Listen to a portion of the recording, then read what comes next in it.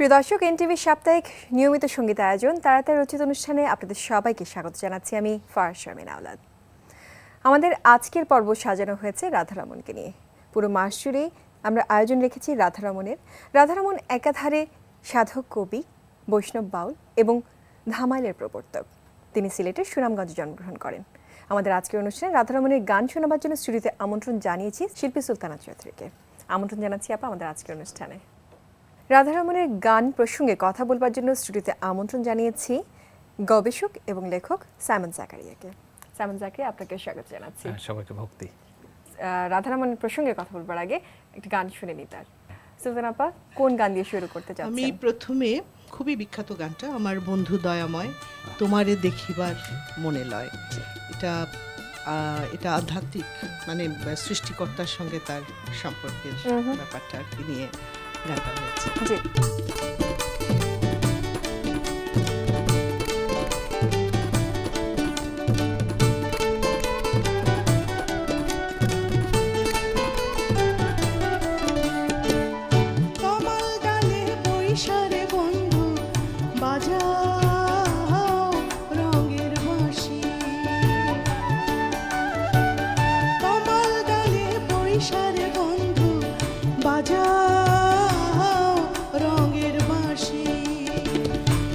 শুনিয়া রাধার মন হইল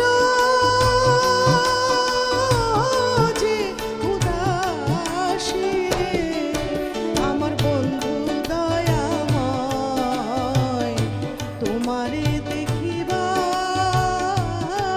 মনে লয়।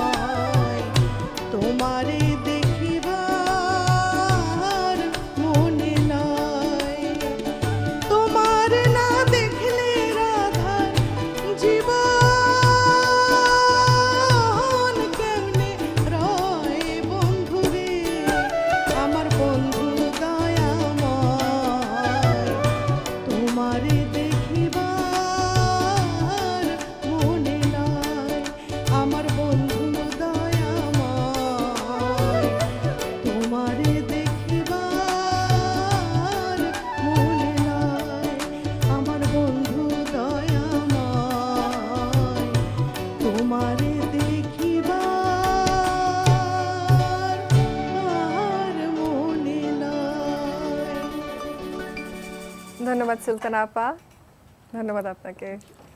সাইমন, ফোক সম্রাট হিসেবে আমরা অনেককেই চিনি এবং আমাদের ফোক গান নিয়ে অনেকেই কাজ করেছেন। তো রাধারমণের গানের মধ্যে বিশেষত্বটা আপনি কিভাবে?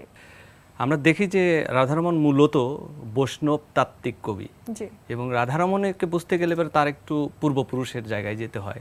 কারণ রাধারমণের বাবা ছিলেন কবি রাধা মাধব দত্ত। উনি জয়দেবের গীতগোবিন্দকে বাংলায় অনুবাদ করেছিলেন সংস্কৃত থেকে, এবং গীতগোবিন্দে যে কথাটা আছে, গোবিন্দ মানে শ্রীকৃষ্ণ, তার বন্দনা করা ছিল। তো রাধারমণের ভিতরে জেনেটিক্যালি সেই রাধাকৃষ্ণ তত্ত্বের বিষয়টা ঢুকে পড়ে। আচ্ছা, এটা আমার পর্যবেক্ষণে দেখি। আর বৈষ্ণব তত্ত্বের মূল জায়গাটা যেটা হচ্ছে, বৈষ্ণবরা চিন্তা করলেন ঈশ্বরের সঙ্গে নিজের সম্পর্কেও স্থাপনের জন্য কল্পনা করলেন যে পুরুষ তত্ত্ব হবে রসরতির ভিতর দিয়ে, আবার নারীও হবে সেই রসরতির আর একটা পর্যায়। দুইটার মিলন যখন বাসনা করি আমরা, তখন যেন আমরা সরাসরি ঈশ্বরকে, স্রষ্টাকে আমাদের নিজেদের ভিতরে উপলব্ধি করতে পারি, আস্বাদন করতে পারি। সেই জায়গাটাই হলো রাধারমণের গানে বারবার আছে। আচ্ছা। যেমন শুরু হচ্ছে আমার বন্ধু দয়াময়, কোন বন্ধু? যে বন্ধু আমার স্রষ্টা, যে বন্ধু আমার সৃষ্টিকর্তা। আবার কে বলছে সেই কথাটা? সে বলছে রাধা, জি মানে সৃষ্টি। কিন্তু আবার থিওরিটিক্যালি আমরা দেখি যে আমরা সৃষ্টি হই নারীর ভিতর দিয়ে, কিন্তু সৃষ্টির বীজটা রোপণ করে পুরুষ। সেক্ষেত্রে আমাদের সমাজে, মানব সমাজে যে মানবিক সম্পর্কের যে জায়গা, একটা অনিন্দ আনন্দের একটা জায়গায় পৌঁছানো যায় কিন্তু এইসব গভীর জায়গাগুলোতে ভাবলে। সেটা রাধারমণ কিন্তু তার সারা জীবনের প্রতিটা গানের ভিতর দিয়ে বর্ণনা করেছে। যেমন আমরা অবাক হয়ে যাই যে একই কৃষ্ণ একই রাধা, কিন্তু রাধারমণ সেই একই কৃষ্ণ একই রাধার সম্পর্ক নিয়ে গান লিখলেন সহস্রাধিক। জি কিভাবে সম্ভব? এরও একটা পর্যায়গুলো আছে। যেমন আমরা বৈষ্ণব তত্ত্বে দেখি যে বৈষ্ণব তত্ত্বের পূর্ব রাগ বলে একটা কথা আছে, তারপরে সাক্ষাৎ হয়, মিলন হয়, তারপরে বিরহ হয়। আসলে বিরহেই প্রেমের পূর্ণতা পায়। সেই প্রেমের পূর্ণতার গানগুলোই রাধারমণের এই গানগুলো। সুলতান আপা, আরেকটা গান শুনতে চাই, কোন গান শোনাবেন এখন? এবার আমি রাধারমণের যেটা প্রথমেই বলেছ যে রাধারমণ ধামাইল গানের প্রবর্তক, তো আমি একটা ধামাইল অঙ্গের গান করব। অবশ্যই। আমি রবনা রবনা গৃহে।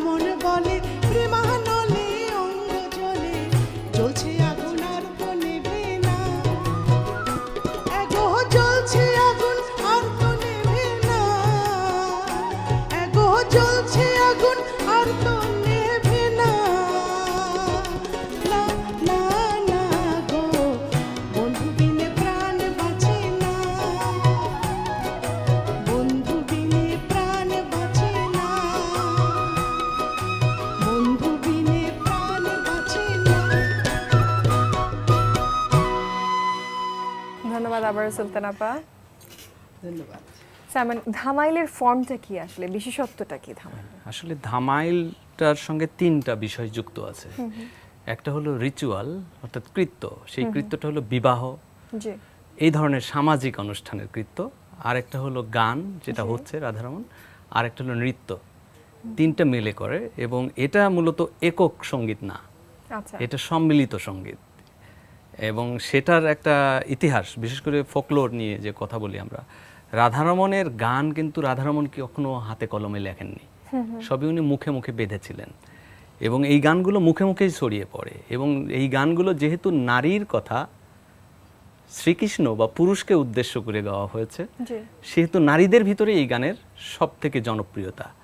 ধামাইল নৃত্যটা বৃহত্তর সিলেট অঞ্চলে আপনি যদি কখনো যান কোনো বিয়ের অনুষ্ঠানে, বিস্মিত হয়ে যাবেন যে সব বয়সী মেয়েরাই ধামাইল গানটা করছে এবং হাতে তালি দিয়েই সেই নাচগুলো করছে। সেই নাচের ভিতরেও আবার অনেক ধরনের আঙ্গিক আছে।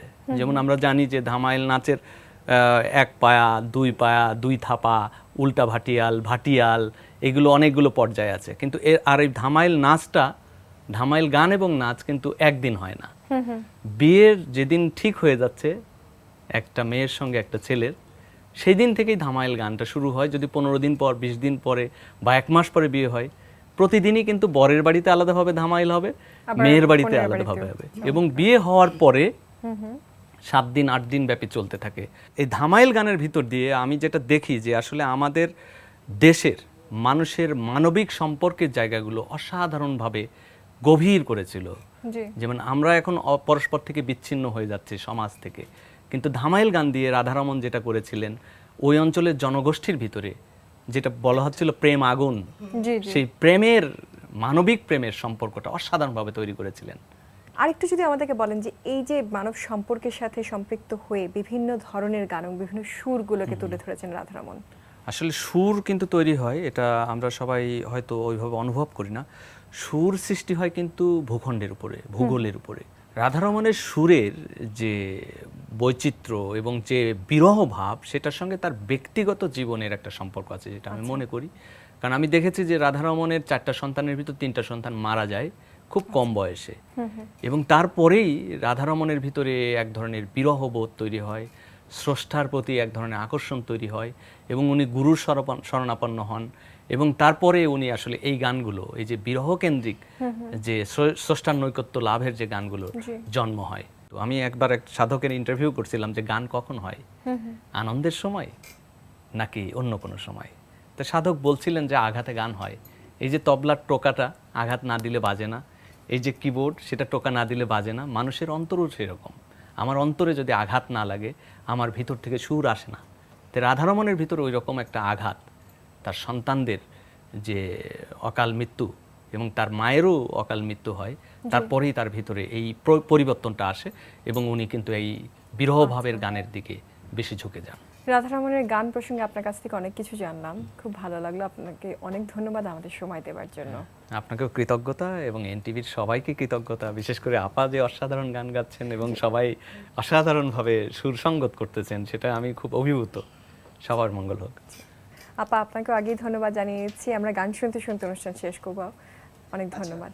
জি হ্যাঁ, কিন্তু এই মাত্র উনি যে আলোচনাটা করলেন যে ব্যক্তিগত সম্পর্কে, আমি ওই ধরনের একটি গান এখন শোনাবো। যেমন কারে দেখাবো মনের দুঃখ গো বুক চিরিয়া। আমি যতটুকু জানি ওনার এই সন্তান, আমার মনে হয় স্ত্রীও মারা গিয়েছিলেন ওনার। এরা মারা যাওয়ার পরে উনি যে আশ্রমটা করেছিলেন নলুয়া বলে একটা জায়গা আছে হাওড় এলাকায়, ওখানে ওনার একটা আশ্রম আছে। ওখানে যাওয়ার পরে উনি এই গানগুলো রচনা করেন। আচ্ছা, আমরা গান শুনতে শুনতে অনুষ্ঠান শেষ করব। তো তার আগে আমি একটু দর্শকদের কাছ থেকে বিদায় নিয়ে নিচ্ছি। প্রিয় দর্শক, কথা হলো, গান হচ্ছে এবং আরও হবে, কিন্তু অনুষ্ঠান এখানেই শেষ করতে হচ্ছে আমাদের আজকের পর্ব। পরবর্তী পর্বে আবারও হাজির হব রাধারমণের গান নিয়ে। সে পর্যন্ত ভালো থাকুন, সুস্থ থাকুন।